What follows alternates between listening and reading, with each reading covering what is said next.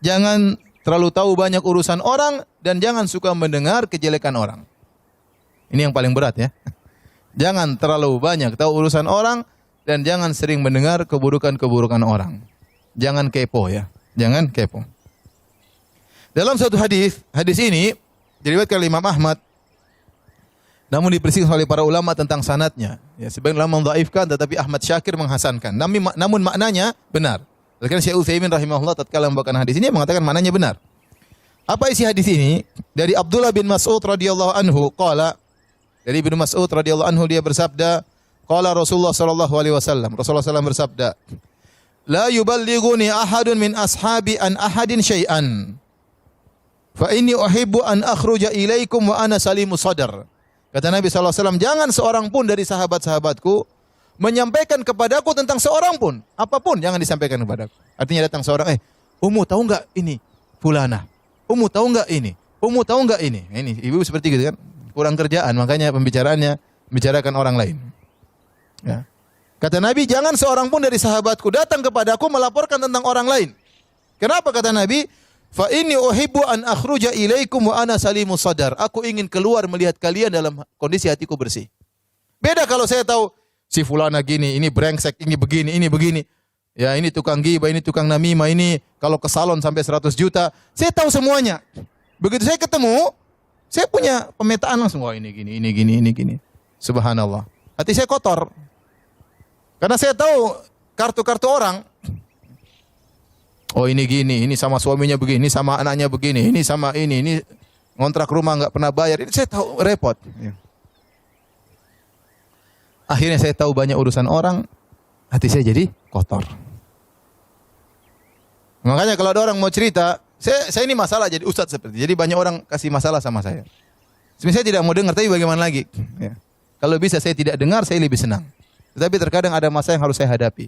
Orang datang cerita masalahnya, ya sudah. Jadi saya tahu ternyata begini orang. Ternyata begini. Kelihatannya ternyata begini. Saya tahu banyak akhirnya. Padahal saya tidak ingin.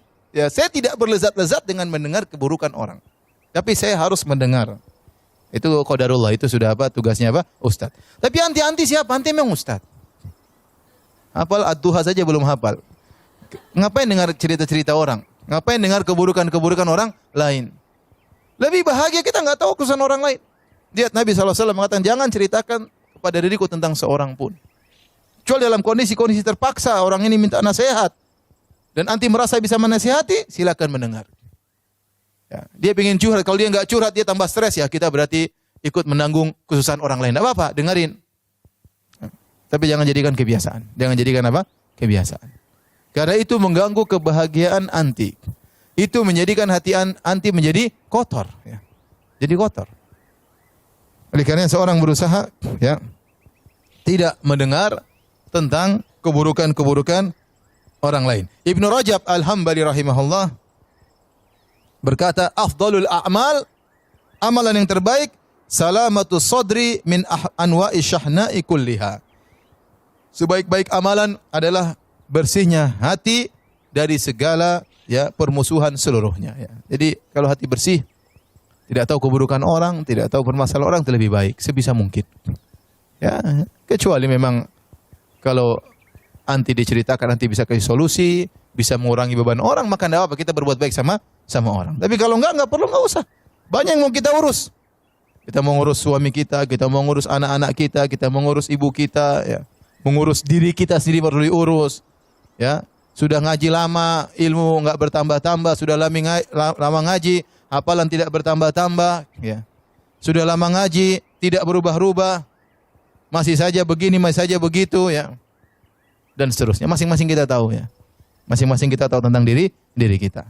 Maka di antara hal yang membantu seorang kiat yang ketiga, agar seorang ya tidak atau bersih hatinya, jangan suka mendengar urusan orang lain, apalagi mendengar keburukan orang lain. Kalau ada orang datang sama kita, ukhti, ada fulan, sudah jangan, saya nggak mau dengar.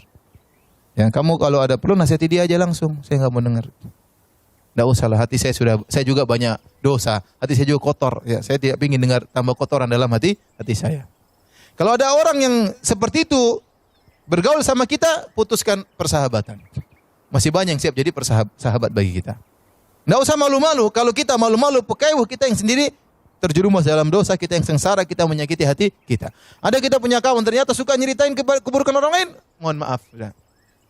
Cari alasan. Ya. Afwan, ana sibuk. Mau sibuk kemana kek bukan urusan nanti. Pokoknya putus, jangan bergaul dengan dia. Karena kita tidak ingin ya hati kita kotor dengan cerita tentang keburukan orang lain. Makanya di antara doa yang diajarkan dalam Al-Qur'an ya, kata Allah Subhanahu wa taala, "Walladzina ja'u min ba'dihim yaquluna rabbana ighfir lana wa li ikhwanina alladzina sabaquna bil iman wa la taj'al fi qulubina ghillan lil ladzina amanu." Ya Allah, ampunilah kami dan ampunilah orang-orang yang sebelum kami yang telah beriman sebelum kami. Wa la taj'al fi qulubina ghillan lil ladzina amanu. Ya Allah, janganlah kau jadikan dalam hati kami ghil itu kedongkolan, jengkelan sama orang lain kepada orang beriman yang lain. Kita ingin kita ketemu orang kita senyum, bisa senyum sama dia. Kita tidak tahu keburukannya. Ya lebih enak. Daripada kalau kita tahu, ketemu sudah tahu orang ini begini. Enggak enak. Terkadang informasi yang masuk sama kita juga ternyata salah. Salah atau benar kita berusaha tidak mendengar. Maka saya ingatkan ibu-ibu yang dirahmati Allah Subhanahu wa taala, waktu kita terbatas, umur kita terbatas, jangan terlalu ikut medsos untuk mendengar keburukan banyak orang. Ya. Jangan terlalu ikut medsos. Anti punya dunia sendiri. Ketemu ke teman-teman, kumpul ketemu makan-makan misalnya atau pengajian kayak atau jalan-jalan. Itu lebih baik daripada mendengar berita sana, berita sini, berita sana, berita sini yang menguras tenaga, menghabiskan energi dan mengotori hati kita semua. Baik, yang keempat, agar hati menjadi bersih, berusaha tentram dan bahagia tatkala sendirian. Berusaha tentram dan bahagia tatkala sendirian. Latih diri kita untuk merasa nyaman tatkala sendirian. Saya tidak pungkiri bahwasanya kita merasa nyaman tatkala bertemu dengan kawan. Ya, bertemu dengan ibu-ibu yang lain, saya sendiri bertemu dengan kawan-kawan saya, ada kerinduan bertemu dengan mereka. Tetapi jangan sampai kenyamanan kita tatkala baru bersama mereka. Ya, terkadang kita perlu nyaman dengan kesendirian dan ini penting. Ini untuk membersihkan hati kita. Saya sebagai suami, saya nyaman kalau bisa sama istri saya, bisa ketemu anak-anak. Tapi saya harus punya waktu, saya merasa nyaman saya tidak bersama mereka. Saya sendirian, entah dengan baca buku, entah dengan sholat, entah dengan apa. Ya, nanti ada ketemu nyaman lagi, ketemu dengan mereka. Tapi saya harus melatih diri saya untuk merasa nyaman tatkala saya bersendirian. Karena saya tahu waktu yang akan saya sendirian lebih banyak daripada waktu bersama mereka. Saya bersama istri saya, sama anak saya mungkin puluhan tahun di dunia. Setelah itu saya masuk alam barzakh, saya akan sendirian. Saya akan sendirian. Istri saya pun demikian. Dia akan masuk dalam alam barzakh, dia sendirian. Anak-anak saya pun demikian. Anti semuanya pun demikian. Maka latih diri kita untuk senantiasa mendapat kelezatan, ketentraman tatkala bersendirian. Dan itu diisyaratkan dalam hadis kata Nabi SAW tentang 7 golongan yang Allah naungi pada hari kiamat kelak. Di antaranya kata Nabi SAW, rajulun dzakarallaha khalian fafadat ainah. Seorang yang dia bersendirian, dia ingat Allah Subhanahu wa taala, maka kemudian dia meneteskan air mata. Jangan sampai kita hanya bisa khusyuk tatkala kita banyak orang. Sementara tatkala kita sendirian kita tidak bisa khusyuk. Berarti hati kita bermasalah. Anti sedang sakit hatinya. Maka sisihkan waktu kita untuk bersendirian. Ya, makanya jangan selalu bareng-bareng ya. Ada waktunya kita bertemu dengan kawan-kawan dan lebih banyak waktunya kita bersendirian, merenungkan diri kita, merenungkan kesalahan-kesalahan kita, buka Al-Qur'an kita baca ya. Salat malam, salat duha ya. Tapi enggak usah di-share semuanya ya. Antara anti dengan Allah Subhanahu wa taala ya. Tidak semua perkara kita share ya, terutama ibadah kita. Uktum min hasanatik kama taktum min sayyiatik. Sembunyikanlah kebaikan-kebaikanmu sebagaimana anti menyembunyikan borok-borokmu, menyembunyikan aib-aibmu. Tapi ini perkara yang harus dilatih. Makanya dalam Islam ada syariat i'tikaf. Untuk apa? Untuk berlatih menyendiri. Ada syariat salat malam. Untuk apa? Melatih kita bersendirian. Ya. Makanya dalam hadis kata Nabi SAW tentang amalan yang saleh, kata Nabi SAW, rajulani tahabba fillah ijtama alaihi wa tafarraqa alaihi. Di antara orang-orang yang dinaungi oleh Allah pada hari kiamat kelak, 2 orang yang saling mencintai karena Allah. Mereka bertemu karena Allah dan mereka berpisah karena Allah. Bertemu karena Allah, misalnya ketemu pengajian, berarti bertemu karena Allah. Bertemu dalam rangka membantu anak yatim, membantu para janda, membantu orang miskin, berarti bertemu karena Allah Subhanahu wa taala, dan kita juga berpisah karena Allah. Berpisah karena Allah, kita bilang apa? Ummu, sudah cukup ya, saya ada kesibukan di rumah. Saya mau siapin sarapan buat suami saya mau masakan buat suami saya mau nyambut kedatangan suami saya. Kita tinggalkan dia karena Allah Subhanahu wa taala. Ummu, sudah cukup ya WhatsApp-nya, kenapa saya ngurus anak saya belum mandi, mau saya urus dulu. Jangan kita ketiwi terus dia apa? Di WhatsApp sehingga anak tidak diurus, suami tidak diurus. Jadi ada namanya bertemu karena Allah, dan juga jangan lupa berpisah karena apa? Allah. Berpisah karena Allah. Waktunya kita berpisah. Kalau malam-malam ketemu, saya ngobrol malam, waktunya kita berpisah. Saya kalau ngobrol sampai jam 11 nanti bagaimana mau bangun malam? Ya. Waktunya kita berpisah karena Allah. Kita bilang, "Ukhti, sudah malam, istirahat ya." "Oh, jangan dulu, kita enggak ada." Kita berpisah karena Allah. Ya, jadi harus dilatih, bukan cuma bertemu karena Allah, berpisah juga karena Allah. Karena kalau tidak demikian, terkadang kita bersahabat dengan syahwat. Pingin lama-lama, pingin ini, sehingga banyak kewajiban-kewajiban yang terlalaikan karena kita berteman tidak benar. Jadi maksud saya, ingat, latih diri kita untuk bersendirian, merasakan kenikmatan dalam apa? Kesendirian. Itu harus dilatih. Kalau anti sudah terlatih seperti itu, hidup tuh nyaman ya. Kita sendirian, di mana kita buka Quran, lagi di mana kita berzikir. Tidak perlu ada orang di samping kita untuk bahagia. Ya. Latih baca buku, kayak latih dengar ceramah, kita merasa bahagia meskipun sendirian. Ada waktunya kita bertemu dengan kawan-kawan. Itu sangat membantu membersihkan hati kita. Sambil merenungkan hati kita yang penuh dengan kotoran. Taib yang kelima, di antara hal yang membantu untuk membersihkan hati adalah berzikir kepada Allah, banyak berzikir kepada Allah Subhanahu wa taala. Allah berfirman, "Alladzina amanu wa tatma'innu qulubuhum bidzikrillah."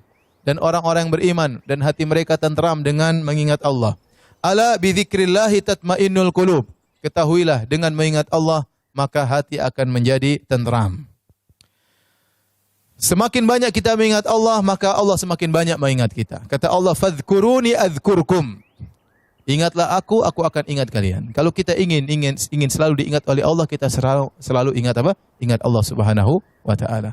Tapi kalau kita selalu ingat dunia, maka Allah tidak ingat kita. Ya. Maka jika ingin diperhatikan oleh Allah, ingin cari muka di hadapan Allah, ya kita ingin cari muka. Saya pun ingin cari muka di hadapan Allah. Hamba seperti saya banyak sekali. Hamba seperti anti banyak sekali. Tapi bagaimana anti bisa mendapat perhatian khusus dari Allah? Di antaranya banyak berzikir. Banyak berzikir. Dengan baca Al-Quran. Zikir terbaik baca Al-Quran. Ya. Maka saya sering sampaikan, yang membuat kita bahagia adalah Allah Subhanahu wa taala. Yang memegang hati kita adalah Allah Subhanahu wa taala. Maka carilah kebahagiaan dengan membaca firman-firman-Nya. Demi Allah, anti tidak akan bahagia dengan melihat lawakan, lelucon yang ada di YouTube, yang ada di Facebook. Itu hanya kebahagiaan sementara, bukan masuk ke hati. Betapa banyak orang yang suka ketawa ketiwi, melawak, ternyata dia menderita dalam hatinya. Ini itu menunjukkan bahwasanya tawa mulut itu bukan menunjukkan kebahagiaan. Kebahagiaan suatu yang ada di hati. Ada orang dia tentram, terkadang dia menangis karena baca lantunan Allah, tapi dia sangat bahagia. Bukan berarti orang ketawa ketiwi berarti dia bahagia. Enggak. Kalau ternyata ketawa ketiwi orang yang paling bahagia, tentu para pelawak yang paling bahagia. Ternyata tidak, mereka juga banyak bermasalah. Ada yang morfinis, ada yang ini, ada yang masalah keluarga, ada yang macam-macam. Memang orang banyak ketawa kemudian bahagia. Tidak, bahagia itu dengan mengingat Allah Subhanahu wa taala. Ya. Anda ingin bahagia, kasih bahagia siapa? Allah Subhanahu wa taala. Maka mintalah kebahagiaan kepada pemilik kebahagiaan, dialah Allah Subhanahu wa taala. Bagaimana cara bahagia? Sementara kita tidak pernah ingat Allah, hari-hari lewat, Al-Quran tidak kita baca. Lembaran-lembaran Al-Quran tidak kita baca. Kita punya Quran, kita kasih tanda merah. Enggak pernah berubah tanda itu. Kapan mau khatam Quran? Ya. Enggak pernah kita baca. Sebagian orang menggantungkan kebahagiaannya kepada netizen. Dia bahagia dengan netizen. Kalau netizen komentar, Masya Allah, Umu Masya Allah, cantiknya Umu, bajunya beli di mana Umu, kuenya di mana, Umu dari mana Umu. Wow, bahagia berbinar-binar. Kayaknya kebahagiaannya pada netizen. Kalau nggak ada netizen yang komentar, dia nggak bahagia. Ya, kebahagiaan anti jangan digantungkan kepada netizen. Kebahagiaan anti di sisi Allah Subhanahu wa taala. Baca Quran. Banyak berzikir. Apa usahanya zikir pagi petang? Apa usahanya kita naik mobil, astagfirullah, astagfirullah, astagfirullah, subhanallah, alhamdulillah, Allahu akbar. Banyak yang mau kita baca. Banyak yang mau kita baca. Semakin kita zikir kepada Allah, semakin memperhatikan kita. Karena Allah berfirman, fadhkuruni azkurkum. ingatlah aku, maka aku akan mengingat engkau. Semakin banyak kita berzikir, semakin kita mencari perhatian Allah Subhanahu wa taala. Jadi ibu-ibu, ini jelas orang yang sering mengingat Allah dia akan bahagia. Sebaliknya orang yang jauh dari mengingat Allah, sibuk dengan dunia yang lainnya, kata Allah, "Man a'rada an dzikri fa inna lahu ma'isyatan dhanka." Barang siapa yang berpaling dari mengingatku, dari peringatanku, fa inna lahu ma'isyatan dhanka, maka bagi dia kehidupan yang menyengsarakan. Dia tidak akan bahagia, tidak akan bahagia. Anti kira orang kafir bahagia, tidak bahagia, hati mereka sengsara. Anti kira orang memiliki uang yang banyak akan bahagia, tidak bahagia kalau dia jauh dari Tuhannya. Dia tidak bahagia. Mungkin kita terpedaya melihat dia dengan kekayaannya, melihat dia dengan rumahnya yang mewah, dia tidak bahagia. Kebahagiaan itu Allah berikan kepada orang yang mengingatnya. Allah berikan kepada orang yang mengingatnya. Orang yang ya berzikir kepada Allah, membaca ayat-ayat Allah, itu orang yang bahagia. Ya. Oleh karenanya para hadirat, ibu yang dirahmati Allah Subhanahu wa taala, agar senantiasa hati kita bisa bersih, jangan lupa untuk banyak berzikir kepada Allah. Biasakan lisan kita, latih diri kita. Saya sering sampaikan, ini ibadah zikir, ini ibadah yang ringan, bisa dilakukan oleh banyak orang. Siapa saja bisa melakukan, tidak harus ustadz. Siapa yang susah mengatakan alhamdulillah, subhanallah, semua kita hafal. Tetapi kapan kita tergerak mengucapkannya, jarang yang melakukannya. Ya. Apalagi kalau saya mobil sama kawan, tiba-tiba kita astaghfirullah, astaghfirullah, ustazah. Sadar ya, sadar. Jadi candain, cuek aja, biar kita istighfar, astaghfirullah, astaghfirullah, saya banyak dosa, astaghfirullah, astaghfirullah. Nanti kita ngobrol, ketawa lagi, zikir lagi, alhamdulillah, subhanallah, alhamdulillah. Kita praktekkan. Dan itu saya katakan kurang hidup di tanah air kita. Kalau saya di Madinah atau di Mekah, itu hal biasa. Ketemu kawan-kawan samping, sambil kita berjalan, kita ketawa, itu tengah-tengah, astaghfirullah, alhamdulillah, alhamdulillah, alhamdulillah. Ya, itu biasa. Ya, supir taksi aja kadang-kadang beristighfar. Sambil kita dibawain supir, dia astaghfirullah, alhamdulillah, alhamdulillah. Ya, Rabbana walakal hamd, sambil dia nyetir. Ya. Jadi karenanya sama, seperti kalau misalnya ada syekh-syekh datang ke Indonesia, saya temani dia. Dalam mobil kita ketawa-ketiwi, ngobrol, ketawa-ketiwi. Kadang saya ngakak, dia ngakak juga. Tapi di tengah-tengah itu tidak lepas dari zikir. Sudah hal yang biasa. Nah, kita ini malu untuk mulai zikir. Karena dianggap so alim, ya. Sejak kapan nunggu begitu? Jadi akhirnya lisan susah untuk beristighfar. Padahal orang yang banyak berzikir kepada Allah, hatinya semakin bersih. Tapi yang berikutnya, yang keenam. Agar seorang bisa hatinya bersih, latih dulu untuk ikhlas. Latih diri untuk ikhlas. Ada dua hal, ini yang keenam dan ketujuh, yaitu untuk agar bisa hati bersih, agar hati tidak keras, yaitu ikhlas, dan yang kedua membantu orang lain. Kata As-Sa'di rahimahullah dalam tafsirnya, ya, kata beliau, fa'unwanu sa'adatil abdi, tanda kebahagiaan seorang hamba, ikhlasuhu lil ma'bud, dia ikhlas kepada Allah Subhanahu wa taala, wa sa'yuhu fi naf'il khalq, dan dia berusaha untuk memberi manfaat kepada orang lain. Seorang yang paling bahagia adalah orang yang mengumpulkan dua perkara ini. Dia ikhlas kepada Allah dan dia berusaha memberi manfaat kepada orang lain. Sekarang kita bicara ikhlas. Orang ikhlas itu apa? Orang yang tidak mengharap pujian orang lain. Yang dia perhatikan adalah komentar Allah terhadap apa yang dia lakukan. Maka dia harus melatih diri, perhatikan niat dia, saya lakukan ini kenapa? Karena Allah. Saya melakukan ini karena Allah. Saya umrah kenapa? Apakah ingin agar dipublish, untuk diposting, atau karena Allah? Harus perhatikan niat. Saya ikut pengajian di sini kenapa? Karena Allah. Karena saya ingin dapat pahala dari Allah Subhanahu wa taala. Kenapa saya kumpul sama kawan-kawan untuk pergi ke anak yatim? Karena Allah. Bukan untuk kemudian dipublish bahwasanya kita ibu-ibu, ya, sosialita, kemudian gini, enggak. Karena Allah Subhanahu wa taala. Semakin kita melakukan semua karena Allah, kita semakin bahagia. Semakin kita tidak peduli dengan komentar netizen. Semakin kita tidak peduli dengan komentar orang lain. Kenapa? Karena kita melakukannya karena Allah. Seorang da'i, kalau dia sudah karena Allah Subhanahu wa taala, yang mau hadir depan dia 1000 orang dengan 5 orang tidak ada bedanya bagi dia. Bagi dia, dia menyampaikan agama Allah Subhanahu wa taala. Yang dia cari komentar Allah Subhanahu wa taala. Bukan banyak sedikit pengikut, dia tidak pedulikan. Yang dia pedulikan, yang saya lakukan benar atau tidak. Mau orang marah, mau orang merendahkan, tidak peduli. Ya. Kenapa? Karena dia lakukan semua karena Allah Subhanahu wa taala. Dan ini harus kita latih agar kita ikhlas. Semakin kita ikhlas, kita semakin bahagia. Semakin hati kita bersih dari berbagai macam penyakit. Tapi kalau seorang sudah mulai mencari komentar orang, maka dia sendiri yang menderita. Dia sendiri yang menderita. Oleh karena ibu, bagaimana caranya ikhlas? Tentunya pembahasannya panjang. Tapi di antara melatih diri kita untuk ikhlas adalah menyembunyikan amal saleh. Menyembunyikan amal saleh. Kata Nabi SAW, "Man istata'a minkum an yakuna lahu khabi'un min amalin saleh falyaf'al." Barang siapa di antara kalian yang mampu punya amal saleh yang tersembunyi, yang tidak ada yang tahu, maka lakukanlah. Seandainya suami pun tidak tahu, kalau bisa lakukan. Tapi kalau suami harus tahu, enggak ada masalah. Seandainya saya punya amal soleh, istri saya tidak harus tahu, saya bisa lakukan amal soleh, istri tidak tahu, saya akan lakukan. Tapi kalau ternyata istri harus tahu sebagai hubungan suami istri, maka tidak jadi masalah. Ya. Karena kita sama suami, kita tidak riak sama suami, kita tidak riak sama istri. Biasanya kita riak itu sama kawan, sama tetangga, sama anggota grup. Maka latih diri kita untuk sembunyikan amal soleh. Kapan anti mencapai derajat ikhlas, maka anti akan bahagia. Anti akan bahagia. Ingat perkataan saya ini. Kapan anti menggantungkan kebahagiaan anti kepada Allah, anti ikhlas, anti akan bahagia. Kapan anti menggantungkan kebahagiaan anti dengan komentar netizen, anti semakin menderita. Semakin menderita. Tidak akan pernah berhenti komentar orang. Ada yang mencela, ada yang memuji dan yang lainnya. Kapan kita mau terlepas dari belenggu seperti itu? Caranya dengan ikhlas kepada Allah Subhanahu wa taala. Taib. Yang ketujuh adalah membantu orang lain. Ada seorang lelaki datang kepada Nabi SAW. Yashku qaswata qalbihi. Dia mengeluhkan tentang kerasnya hatinya. Kata dia, ya Rasulullah, apa solusinya? Hati saya keras. Baca Quran kurang khusyuk. Salat kurang khusyuk. Kurang terenyuh tatkala mendengar lantunan Al-Quran. Apa solusinya? Kata Nabi SAW. In aradta al-yalina qalbuk fatimil miskin wamsah ra'sal yatim. Kalau kau ingin hatimu lembut, maka berilah makan kepada orang miskin dan usaplah kepala anak yatim.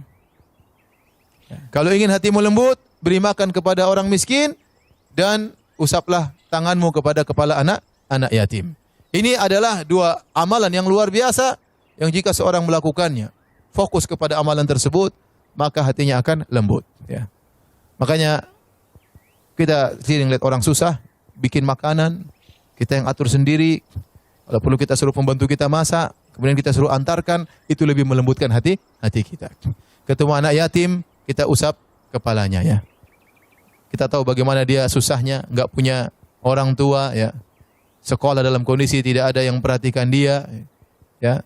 Kita usap, dia akan sedikit merasakan kebahagiaan dari sentuhan orang tuanya yang hilang. Maka kebahagiaan tersebut akan tertular kepada diri kita. Ya. Dan itu akan melembutkan hati kita. Ya, kalau kita usap kepala anak miskin, anak yatim, jangan lupa kasih uang ya. Jangan diusap-usap terus ya. Tante, sudah berapa kali diusap tante? Uangnya kapan? Usap kasih duit juga ya. Usap kasih duit juga ya. Jadi dengan demikian hati kita menjadi lembut. Intinya ini sekedar perwakilan dari contoh dari memperhatikan orang susah. Makanya dikatakan tidak ada sesuatu yang dibagi yang pernah habis seperti kebahagiaan. Semakin kita bahagia-bahagian, kita semakin apa? Bahagia. Ya, maka share kebahagiaan. Punya harta buat apa disimpan-simpan ya. Punya harta untuk beli barang-barang mewah buat apa? Ini barang mewah kita mati mau dibawa, enggak dibawa ya. Mending ini tas mahal kita jadikan sumbangan untuk anak yatim. Ini tas mahal kita sumbang untuk masjid. Ya, ini tas mahal kita jual untuk berikan kepada ya fakir miskin. Itulah aset kita yang akan kita terima di akhirat kelak. Ya. Jadi kalau ingin hati menjadi lembut, jangan lupa untuk beri makan kepada fakir miskin dan untuk menyentuh kepala anak yatim. Seperti sekarang ada program-program Jum'ah Berkah, Jumat Barokah. Masya Allah itu. Hari Jumat mereka buat makanan, orang-orang sholat kemudian makan. Alhamdulillah itu suatu kebaikan ya. Kemudian ke-8, agar hati menjadi bersih, terhindar dari berbagai macam kotoran. Jangan masukkan dunia di hati. Jangan masukkan dunia di hati. Dunia di tangan, jangan saya masukkan ke dalam hati. Ya. Saya tidak melarang anti memiliki barang-barang yang bagus. Itu suatu hal yang wajar ya. Kalau perlu apalagi ya, tidak ada masalah ya. Tapi jangan sampai itu kemudian benar-benar dimasukkan ke hati. Contoh punya mobil mewah. Ya udah punya mobil mewah, saya perlu, saya pakai enggak ada masalah. Tapi kalau kau goret sedikit, aduh marah ngamuk macam aja, akhi. kayaknya hatinya teriris waktu ada yang gores apa? Mobilnya. Itu mobil itu benda besi, ngapain ente terkiris hatinya? Santai aja ya. Itu dunia.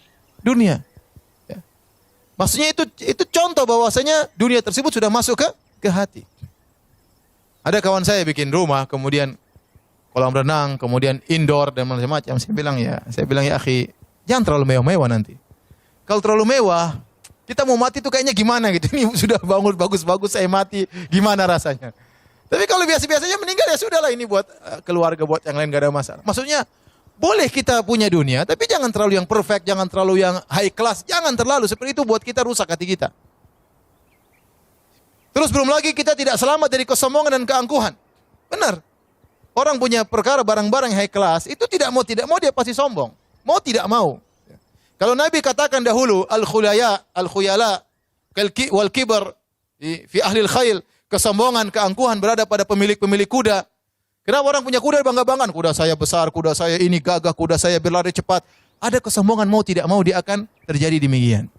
Kecuali orang yang diselamatkan oleh Allah Subhanahu wa taala. Apalagi barang-barang mewah. Barang-barang mewah, ya. Punya motor mewah, ya. Buat apa beli motor mewah-mewah, ya? Mau jalan di jalan, ya. Motor Harley Dimension. Kemudian saya lihat orang bawa motor di jalan, ya kita nggak tahu hati dia, cuma sayang motor semahal itu. Kalau ada manfaatnya silakan. Anti mau punya pesawat, Ustadz saya beli pesawat untuk keluarga, silakan, bagus. Daripada campur ketemu pesawat yang pramugari ya sendiri rumah nggak, mobil pesawat sendiri pribadi nggak ada masalah. Kalau perlu nggak ada masalah. Tapi coba punya motor besar, kemudian orangnya kecil, kemudian kalau lampu merah dia harus turun karena nggak bisa ini.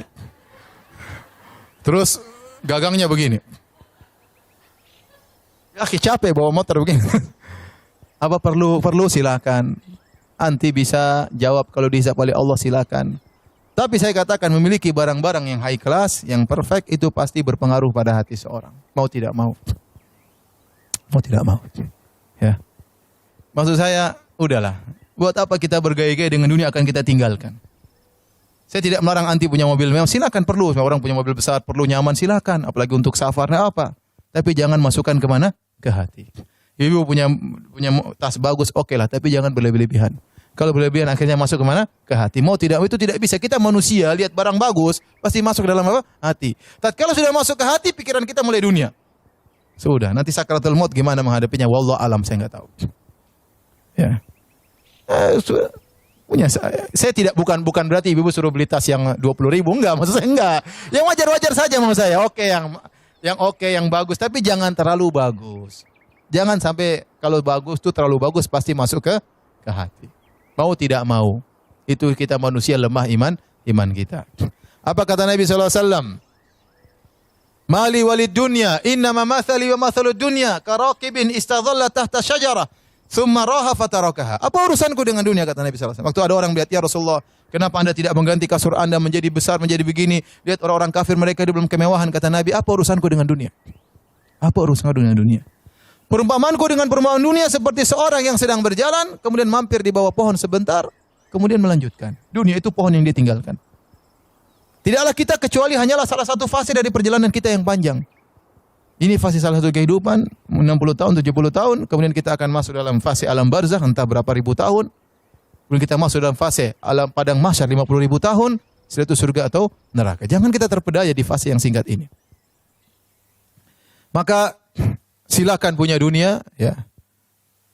Ingatlah dunia itu tidak akan Anda bawa dalam alam barzakh. Ingatlah dunia Anda bawa tersebut, yang Anda miliki dunia ini semakin berat hisab Anda. Yakin hal tersebut. Kalau tidak dunia tersebut bukan karena Allah, maka itu malah petaka bagi Anda. Saya ulangi, kalau dunia yang Anda kumpulkan bukan karena Allah. Ustaz saya ini untuk membahagiakan ibu saya, Ustaz saya membahagiakan anak-anak, silakan, enggak ada masalah. Anti bisa jawab di hadapan Allah Subhanahu wa taala. Tapi kalau anti hanya sekedar mengumpulkan dunia, ya hanya untuk koleksi anak, koleksi sini supaya diakui oleh orang bahwasanya saya ibu sosialita, musibah nanti hari kiamat. Musibah, ya. Ya, memperpanjang hisab, repot. Yang kecil-kecil aja nggak bisa jawab, apalagi yang mahal-mahal. Gimana jawabnya? Baik. Yang berikutnya, yang ke-9.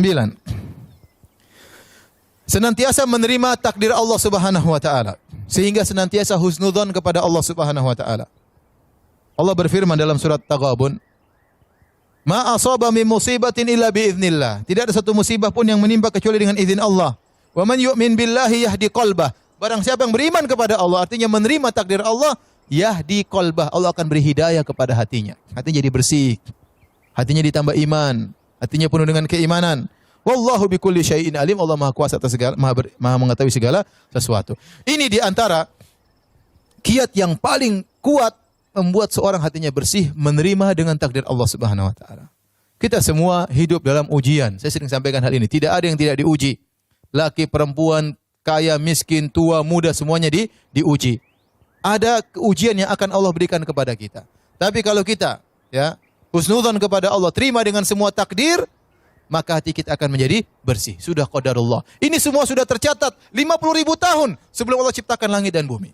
Tidak mungkin kita menghindar. Ma asabaka lam yakun liyukhti'ak. Apa yang sudah Allah catat akan menimpamu, tidak akan lolos darimu. Wa ma akhta'aka lam yakun liyusibak. Apa yang Allah catat tidak akan mengenaimu, tidak bakalan mengenaimu. Jadi kalau kita terkena musibah, kita berusaha menghadapi tersebut, musibah tersebut kita hadapi, terus kita berpikir, ya sudahlah. Ini sudah tercatat 50.000 tahun. Bukan sebelum kita diciptakan. 50.000 tahun sebelum Allah menciptakan langit dan bumi, sudah tercatat bahwasanya saya akan, misalnya, anak saya akan meninggal. Sudah tercatat bahwasanya saya akan dicerai oleh suami saya. Tercatat bahwasanya saya akan dipoligami oleh suami saya, misalnya. Sedih ya? Sedih, takut tenengnya. Semua sudah dicatat. Mau ngelarang, mau bawa jenderal untuk menghalangi, kalau sudah ditakdirkan tidak akan bisa terhindarkan. Nah, tatkala kita menerima takdir Allah, hati kita menjadi tentram. Sudah, Allah tahu yang terbaik. Allah kasih saya ujian, berarti Allah tahu saya bisa menghadapinya. Allah tidak sembarang pilih. Allah pilih saya dikasih ujian ini, berarti saya bisa menghadapinya. Insya Allah saya bisa menghadapinya. Kalau kita mengatakan tidak mau, Allah bisa kasih ujian lain yang belum tentu kita bisa hadapi. Oleh karenanya ujian yang kita hadapi jalani. Pasrah. Serahkan kepada Allah. Pasti di baliknya ada hikmah yang luar biasa. Wa may yu'min billah, barang siapa yang pasrah, yahdi qalbah, Allah akan tambah imannya dalam hatinya. Allah akan bersihkan hatinya. Maka ini perkara yang sangat penting, yaitu pasrah dengan takdir Allah Subhanahu wa taala. Saya rasa tidak ada yang paling membuat kita pasrah kecuali kita ingat, sudah ditakdirkan mau diapa. Sudah digariskan oleh yang kuasa, yang di atas sudah menggariskan 50.000 tahun sebelum menciptakan langit dan bumi, terus mau diapain? Ya, anak meninggal, barang hilang, ya. Istri kayak begini, suami kayak begini, sudah repot, ya. Maka tinggal kita berusaha menghadapi ujian tersebut sesuai dengan koridor syariat Allah Subhanahu wa taala. Kita mencak-mencak juga percuma, nangis-nangis meronta-ronta tidak merubah kondisi. Hanya menambah dosa. Hanya menambah dosa, semakin suudzon kepada Allah Subhanahu wa taala. Ya, protes kadang, ya Allah kenapa kau timpakan aku musibah seperti protes, subhanallah. Protes kepada Rabbul Alamin. Ya, ini dosa besar, tidak boleh. Ya, maka latih diri kita untuk pasrah dengan apa yang Allah gariskan, ya.